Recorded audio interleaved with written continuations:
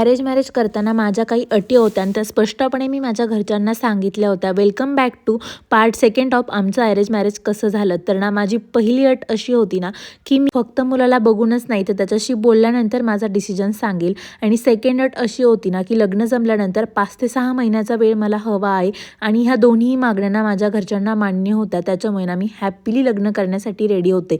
आणि फक्त फोटो दिला नाही म्हणून नाही म्हणणारे माझ्या घरचे तर अजिबात नव्हते. त्यांच्याकडे माझा फोटो पोचला होता आणि त्यांना मी फोटोमध्येच पसंत होते. त्याच्यामुळे बघायला यायचा कार्यक्रम ठरला.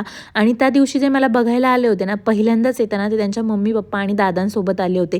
आणि झालं असं होतं ना की पहिल्या भेटीसमध्ये माझ्या सासूबाईंनी मला असे काही नियम सांगितले होते ना की ते माझ्यासाठी खूप अनएक्सेप्टेड होते आणि मी अजिबात ह्या गोष्टींचा विचारच कधी केलेला नव्हता. तर ते ऐकून ना मी तिथेच माझा डिसिजन ठरवला होता की नाही म्हणायचं. तर माझ्या सासूबाईंनी ना मला अशा कोणत्या गोष्टी सांगितल्या होत्या पहिल्याच भेटीमध्ये की त्या ऐकल्यानंतर मी लगेचच नाही म्हणायचं ठरवलं. तर ते तुम्हाला मी नेक्स्ट पार्टमध्ये सांगते. तोपर्यंत तुम्ही मला फॉलो करून ठेवा. Thanks for watching and bye.